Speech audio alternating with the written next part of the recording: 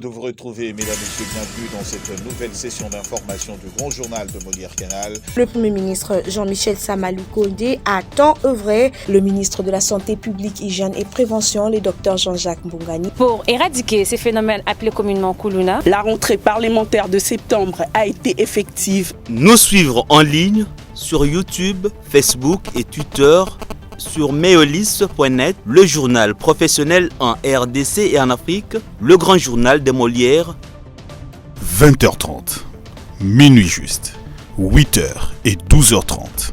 Mesdames, Messieurs, vous avez été nôtres à suivre cette session d'information du Grand Journal de Molière.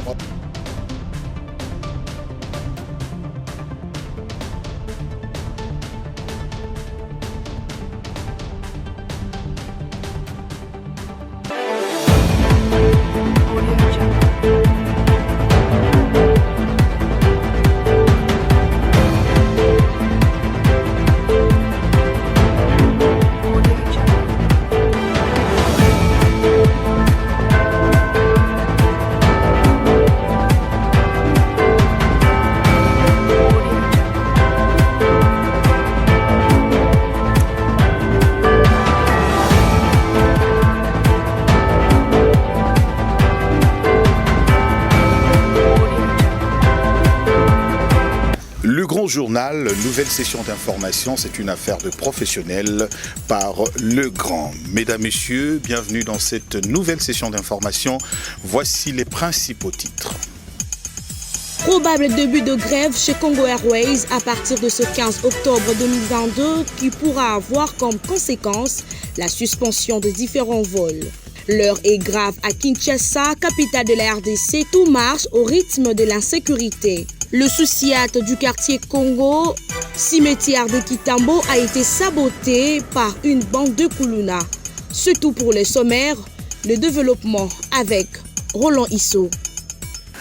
Voilà, probable début de grève chez Congo Airways à partir de ce 15 octobre 2022 qui pourra avoir comme conséquence la suspension de différents vols nationaux. Ici, en République démocratique du Congo, nous ont fait savoir un collectif de syndicats de Congo Airways en gestation. Les employés réclament environ 7 mois de salaire non payé pour ceux qui ont de contrats directement avec l'entreprise et plus de 15 mois pour les agents sous-traités. Nous allons y revenir avec ample détail. Après avoir séjourné du 12 au 28 septembre 2022 dans la partie est de la République démocratique du Congo dans le cadre de sa tournée dénommée Tournée Amani, laquelle avait pour objectif, premièrement, de remercier la population de l'Est pour le soutien qu'elle lui a apporté pendant les dures épreuves de son incarcération et aussi rendre public son plan de sortie de crise de l'Est de la République démocratique du Congo. Aussitôt rentré à Kinshasa, Vital Kamerhe a réservé la primaire de l'information au chef de l'État, Félix Antoine Tshisekedi Tshilombo, d'autres personnalités au nombre desquelles la représentante du secrétaire général des Nations Unies en République démocratique du Congo, Madame Bintou Keïta, l'ancien président nigérian et diplomate Obasanjo, des diplomates accrédités en République démocratique du Congo, des leaders du Nord et Sud Kivu, ainsi que de l'Ituri, qui sont tous concernés par cette question de l'insécurité à l'Est et aussi ont aussi, voulais-je dire, échangé avec Vital Kamerhe. Avant tout, j'ai le devoir de vous transmettre à vous tous les délégués parlementaires africains venus participer à la 6e conférence des commissions de défense et de sécurité des parlements africains, les chaleureuses félicitations de son Excellence Félix Antoine Tshisekedi Tshilombo, président de la République démocratique du Congo, chef de l'État. Le président de la République salue votre initiative et vous remercie sincèrement pour l'honneur que vous aviez fait à la République démocratique du Congo de venir tenir vos assises à Kinshasa, capitale de la République démocratique du Congo. Vous l'avez certainement suivi dans les grandes lignes de cette session. Une délégation du syndicat national de médecins de la République démocratique du Congo, SINAMED en sigle, a été reçue en audience par le directeur du cabinet du président de la République. C'était au Palais de la Nation. Ces hommes en blouse blanche sont venus présenter les inquiétudes de médecins en grève depuis 3 mois que le gouvernement semble traîner le pas pour lever cette grève. Suivez. Au cours de cet échange franc d'environ 2 heures, la délégation du syndicat national des médecins, conduite par son secrétaire général, a exprimé les desiderata des professionnels de la santé au directeur du cabinet du chef de l'État en présence des autorités policières dont les éléments affectés à l'encadrement de la marche avaient commis quelques dérapages. Les 2 parties semblent avoir fumé le calumet de la paix pour des actions concrètes dans le respect des droits des uns et des autres. Un entretien à huis clos qui a permis à Guilain Niembo-Mbouizia d'avoir une idée claire sur les revendications des médecins qui les a conduits à abandonner les hôpitaux pour une réclamation menée dans la rue afin de les transmettre aux premiers citoyens du pays. Nous allons d'abord faire la restitution par rapport à ce que nous venons de cogiter avec le directeur de cabinet du chef de l'État. Et ensuite, nous allons attendre encore quelques heures ou quelques jours à la convenance du chef de l'État pour qu'il puisse nous recevoir et nous transmettre la décision qu'il aura prise qui permettra aux médecins de rentrer dans les hôpitaux pour travailler. C'est notre souhait le plus cher, c'est de rentrer, soigner, soulager la population. Mais cela, je pense que ce sera comme un corollaire par rapport à ce que nous aurons comme solution proposée par la présidente de la République ou le gouvernement s'il veut bien répondre à cela. Concernant la levée de la grève, Dr Senga Mwamba s'est réservé de tout commentaire. Il dit attendre le mot de la base. Entre-temps, une lueur d'espoir se dessine quant à l'issue de ce mouvement amorcé par les professionnels de la santé. Pour rappel, les médecins sont en grève depuis le mois de juillet de l'année en cours. Ils réclament l'augmentation des salaires, la mécanisation des nouvelles unités, l'admission sous statut, l'alignement à la prime de risque, ainsi que la retraite honorable. Dans un autre chapitre, encore un cas de spoliation. Cette fois-ci, il s'agit d'un bien sacré de l'Église. Le ministre d'État, ministre de l'Urbanisme et Habitat, Pius Mwabilou, a effectué ce jeudi 6 octobre 2022 une descente sur terrain à la paroisse Saint-Raphaël de Limété, victime de spoliation de la part d'une dame répondant au nom de Mbombo Mamba, congolaise résidente en France, pays respectueux de normes urbanistiques. Images et commentaires. Cette dernière détient même un numéro cadastral. Pius Mwabilou, qui appelle au bon sens les praticiens du droit, a respectivement convoqué la dame citée responsable de la spoliation, y compris le chef de division urbaine de Limété, à se présenter d'urgence avec tous les documents en sa possession afin d'établir les responsabilités. Ce spoliateur qui a violé la réglementation sur les servitudes ne détient aucun avis urbanistique reçu auprès du ministère de tutelle, a envahi le petit boulevard de la première rue sur le rayon de courbure. Sa petite maisonnette construite comme mise en valeur appuyée d'un numéro du cadastre encombre la beauté architecturale de l'église Saint-Raphaël, a fait savoir le directeur de l'inspection de la division urbaine de l'urbanisme Pacifique Kaozi.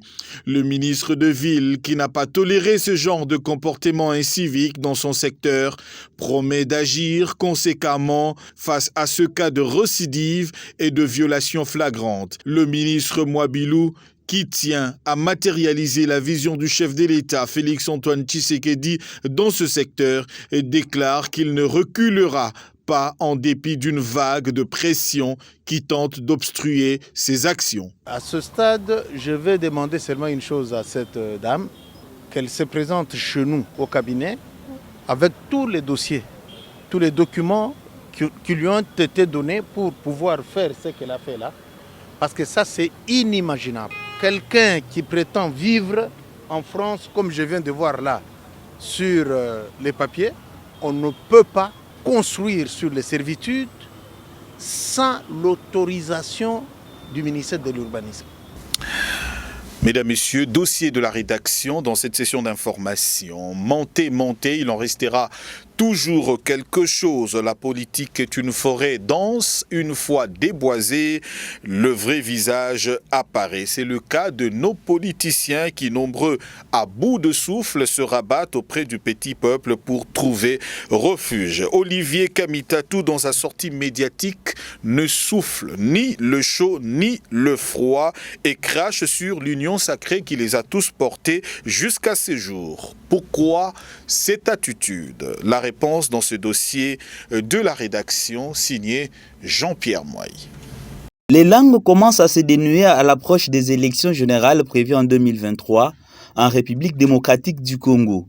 Même au sein de l'Union sacrée, chaque parti politique cherche déjà à se dédouaner en ce qui concerne le bilan à partager entre membres composant cette plateforme politique. Olivier Kamitatou, c'est de lui qu'il s'agit, a adressé un bilan plutôt mitigé à mi-parcours du régime Tshisekedi, alors lui-même étant membre, grâce à son parti Ensemble pour la République, dont l'autorité morale n'est rien d'autre que Moïse Katumbi Chapwe. L'on se souviendra que peu après son entrée au gouvernement, le parti de Moïse Katumbi joue depuis un jeu de cache-cache, ne soufflant ni chaud ni froid, tout en étant dedans Katumbi et ses lieutenants ont entrepris de cracher sur le gouvernement sans pourtant le quitter. Bouche pleine Ensemble pour la République croit bon de diriger la mangeoire, un comportement qualifié de prostitué par plusieurs analystes politiques. Katumbi et ses lieutenants veulent rouler les Congolais dans la farine, disent-ils, se nourrir des insectes pour donner l'impression d'être blanc comme neige, alors que de l'intérieur, l'on sent mauvais. Une attitude retrouvée dans les adeptes de Diogène, le fondateur du syrisme. Qu'il soit dit une fois pour toutes, le peuple congolais, considéré longtemps éternel naïf, a atteint un certain niveau de maturité qui lui permet de débousquer les affameurs de la taille de Olivier Kamitatou, pensent ces analystes. Un autre dossier de la rédaction et si la diplomatie congolaise s'inspirait du modèle Kenya dans sa façon d'interagir après les menaces du fils du président ougandais Yoweri Museveni, le général des armées et commandant de forces terrestres Muhoozi Kainerugaba, dans un tweet a dit qu'il était capable dans 2 semaines de marcher sur Nairobi, la capitale du Kenya. Kinshasa est resté longtemps sous silence et passe souvent par les mécanismes de la sous-région pour faire entendre sa voix. Suivez ce dossier de la rédaction Jean-Pierre Moy. La diplomatie agissante est toujours assortie des effets. Il faut le faire. Le Kenya l'a fait et les effets s'en sont suivis. Le fils de Museveni, le général Muhoozi Kainerugaba, chef de l'armée de terre de l'Ouganda, a été démis de ses fonctions pour avoir déplacé les bornes dans ses prétentions dont les ambitions expansionnistes sur l'Afrique centrale de son oncle Paul Kagame ont dépassé les limites de l'intolérable. Il a osé gratter le ciel dans ses velléités. Il lui faudrait seulement 2 semaines pour conquérir Nairobi avant de se demander dans quel quartier du sud de la capitale qu'il allait s'installer, lui avec ses troupes. Ce malaise a conduit à une escalade de la situation entre le Kenya et l'Ouganda. Le parallélisme, mieux les rapprochements entre la diplomatie kenyane et celle de la République démocratique du Congo, il faut le faire dans le cas d'espèce. Le Kenya n'a pas tardé à réagir. Il n'est pas passé par le mécanisme ou structure de la sous-région pour exiger à l'Ouganda des explications sur la nature et l'intention du tweet de ce haut gradé de l'armée. Un communiqué de la présidence de l'Ouganda a été publié pour s'excuser. Mais pour Kinshasa, par contre, ce général s'est toujours montré menaçant vis-à-vis des FARDC, allant jusqu'à prédire que quiconque menacerait le Rwanda le trouverait sur son passage. Il n'a jamais cessé d'éventer la puissance de feu de l'armée rwandaise et même de son armée, qui serait, d'après ses dires, le plus forte de la région d'Afrique centrale. Aucune nation ne peut tolérer ces offenses d'un général de l'armée étrangère sans que cet État ne réagisse. Il est donc temps que la RDC apprenne à réagir du tac au tac, mieux dans un style de coup sur coup pour se faire respecter auprès de ces 2 pays, l'Ouganda, par où le M23 est passé, bien sûr, avec la bénédiction de ce général, commandant de terre, car il faut le dire, il n'existe pas de frontière entre le Rwanda et le Bunagana. Et le Rwanda, comme parrain de ces terroristes qui ne cessent de brandir des menaces, ce général a toujours tweeté sur le Congo. Mais quelle en était la réplique de la République démocratique du Congo? C'est toujours dans le style bien connu, l'alarmisme, le pleurnichard, que le Congo continue toujours à revendiquer. Parlons enseignement dans ce journal. La synergie de syndicats 2 enseignants de la République démocratique du Congo a commémoré la journée mondiale de l'enseignement célébrée le 5 octobre de chaque année. Le thème retenu cette année au niveau national, jeunes enseignants, l'avenir de la profession. L'occasion pour Jean Bosco Puna de dresser un tableau de l'enseignant plutôt congolais, 28 ans après sa prise en charge par le ménage pauvre dans un contexte d'une gratuité qui manque de ressources. Suivez. À l'occasion de la Journée internationale des enseignants, célébrée dans le monde le 5 octobre de chaque année, tout a commencé par les travaux répartis en ateliers de réflexion en vue de faire un état des lieux sur la qualité de l'enseignement, la prise en charge des enseignants par l'État congolais. Donc nous sommes dans les bons. Et le camarade Jean Bosco est porté par tous les enseignants. Quand ça ne va pas, nous sommes harcelés. Que dit le camarade Jean Bosco? Le secrétaire du syndicat et porte-parole de la synergie des syndicats des enseignants de la RDC, Jean Bosco Puna, a relevé l'inadéquation qui existe dans la gestion du système éducatif congolais, ce en rapport avec le thème international. La synergie des syndicats des enseignants de la République démocratique du Congo saisit cette opportunité pour rappeler aux autorités publiques du pays et au pouvoir organisateur de l'enseignement national que l'enseignant congolais vit dans les conditions infrahumaines. Et cela a des répercussions sur la qualité des enseignements dispensés à notre jeunesse. Le thème international, la transformation de l'éducation, commence par les enseignants, est en inadéquation avec la gestion du système éducatif congolais, car le métier d'enseignant a perdu ses lettres de noblesse. Il n'est plus attractif aux jeunes et suscite de sérieuses interrogations quant à l'avenir de la profession. Les enseignants du Congo réunis au sein de cette corporation interpellent le Parlement congolais en sa qualité d'autorité budgétaire et lancent un appel au chef de l'État de s'y pencher en vue de trouver solution à leurs problèmes. Il nous revient, à l'occasion de cette commémoration, d'interpeller le Parlement congolais en sa qualité d'autorité budgétaire pour qu'il vote un budget responsable qui valorise la profession enseignante. Les enseignants de la République démocratique du Congo lancent un appel pressant au président de la République, chef de l'État, pour qu'il s'implique personnellement afin de faire suspendre la mesure de retraite irrégulière imposée aux enseignants sans un moindre respect de la dignité humaine. Le ministre de la Jeunesse, Initiation à la nouvelle citoyenneté et cohésion nationale, Yves Bunkulu-Zola, a échangé avec la chargée de la communication de l'UNICEF RDC, Sophie Cavanel, sur le lancement du forum Filles de la République démocratique du Congo pendant 3 jours, soit du 29 novembre au 1er décembre à Kinshasa. 100 filles et jeunes femmes âgées de 13 à 24 ans de la République démocratique du Congo et de l'Afrique seront réunies pour échanger, pour s'informer et préparer des solutions aux problèmes auxquels elles font face. Suivez.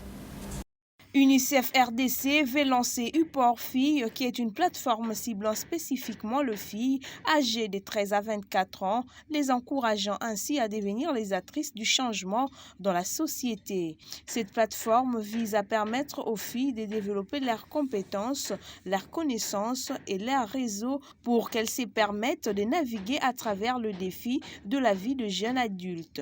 L'UNICEF RDC, s'est dit par l'entremise de Sophie Chavanel, pense préparer les filles et les jeunes femmes à leur donner accès aux informations dont elles ont besoin et leur permettre de faire attention à leur voix. Lorsqu'elles sont engagées et autonomes, les filles ont le potentiel de devenir une force motrice clé, de garantir le droit de filles et de femmes congolaises et accélérer le développement social et la croissance économique en RDC.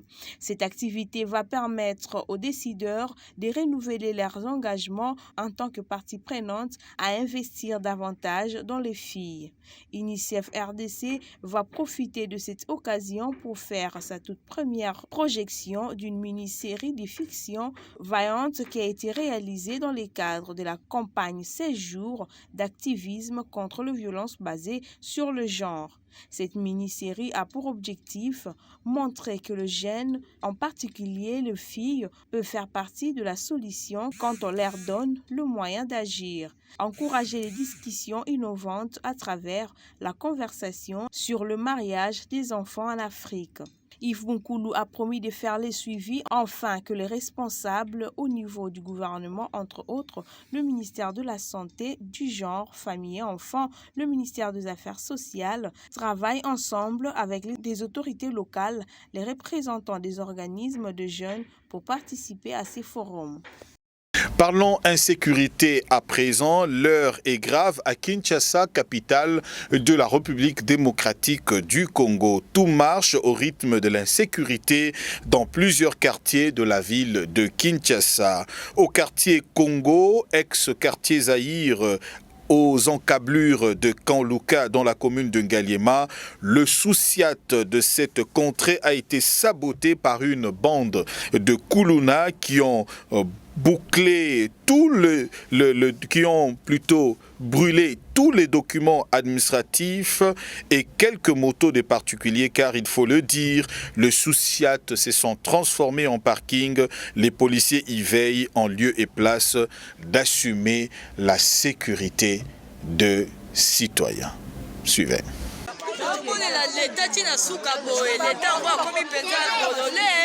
L'heure est grave à Kinshasa, capitale de la République démocratique du Congo. Tout marche au rythme de l'insécurité dans plusieurs quartiers de la ville de Kinshasa. Au quartier Congo à Kanluka, dans la commune de Ngaliema, le sous-siat de cette contrée a été saboté par une bande de Kuluna qui ont brûlé tous les documents administratifs et quelques motos de particuliers. Car, il faut le dire, les sous-siats se sont transformés en parking. Les policiers y veillent en lieu et place d'assurer la sécurité. Une situation qui étonne plus d'un habitant de ce quartier. Je suis né et grandi dans ce quartier.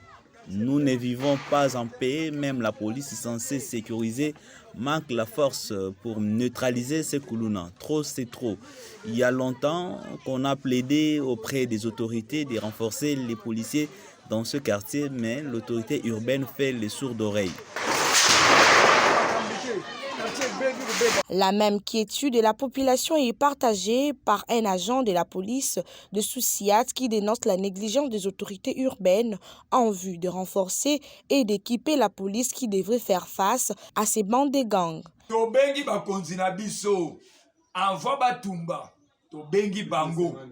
Avant même que ces Koulouna commencent, nous avons appelé la hiérarchie pour un renfort.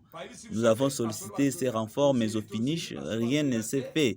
Nous sommes incapables de faire face à ces Koulouna qui sont en bande organisée. Nous manquons les moyens pour venir à bout de ces bandes de Koulouna.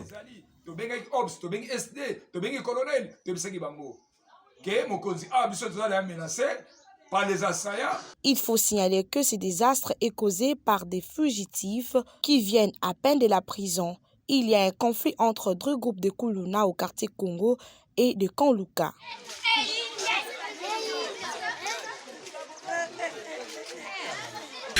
La nouvelle société civile congolaise, coordination du Lualaba, condamne et dénonce une violation de l'État de l'édit provincial portant protection de terres arables en République démocratique du Congo, une violation qu'il cite le ministre national des Affaires foncières. Ces élus ne jurent que par le respect de la loi en République démocratique du Congo. Suivez. Le ministère national des Affaires foncières qui écrit directement au conservateur des titres immobiliers à Kolwezi, sans pour autant mettre en copie, par exemple, l'Assemblée provinciale, qui avait institué un édit portant protection des terres arables. On n'a pas vu ça. Et il y a aussi Madame vice-gouverneur, il y a le commissariat général en charge des affaires foncières, urbanisme et habitat. On écrit directement au conservateur foncier. Donc, c'est-à-dire, quelque part, nous n'acceptons pas d'abord du fait que 50 000 hectares pour un individu, c'est inacceptable. Du moment que ça a été octroyé depuis 1984. Or, la loi est très claire, c'est-à-dire du moment que vous avez l'acquisition d'un espace, en déant 3 ans, il faut déjà valoriser cela. Et si vous n'avez pas valorisé, l'État est en droit de récupérer cela. Mais comment se fait-il qu'on attribue à un individu un espace de 50 000 hectares? Avec le projet de 145 territoires, n'est-ce pas qu'on nous a soustrait un territoire? Ou soit on nous a soustrait un secteur? Ce n'est pas normal. Donc nous, en tant que nouvelle société civile congolaise, nous dénonçons cela. C'est-à-dire il y a expropriation des terres, il y a bradage des terres. On doit stopper cela. La terre est sacrée. Lançons l'alerte au ministre national de l'urbanisme et habitat. Parce que ce n'est pas normal ce que son collègue des affaires foncières est en train de faire. Donc il a fait fi de toutes les institutions provinciales. Il écrit directement au conservateur des titres fonciers et il s'arrête seulement là-bas. Donc c'est comme si en province, c'est le conservateur du titre foncier qui gère la province. Astrid Marie-Thérèse Tumbayembo a monté ce journal avec Moïse Bouilou. Maximilien Sala était à la prise des vues et à l'édition. Elsie Sido a supervisé sous le contrôle de Jean-Pierre Moïse et l'assistance de Céline Diomi. Mesdames, Messieurs, c'en est fini avec cette session d'information du grand journal de Molière. Bien avant de nous séparer, voici le rappel de principaux titres. Probable début de grève chez Congo Airways à partir de ce 15 octobre 2022 qui pourra avoir comme conséquence la suspension de différents vols. L'heure est grave à Kinshasa, capitale de la RDC, tout marche au rythme de l'insécurité. Le Soussiat du quartier Congo, cimetière de Kitambo, a été saboté par une bande de Koulouna.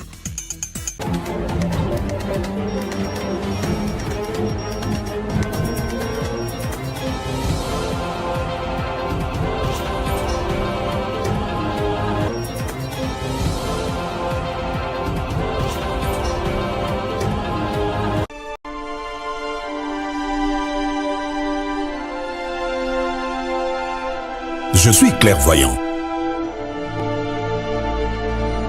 Puisqu'un désastre peut me surprendre, je dois toujours protéger mon patrimoine, mes biens meubles et immeubles, ma voiture, mon magasin, mon chantier, la scolarité de mes enfants.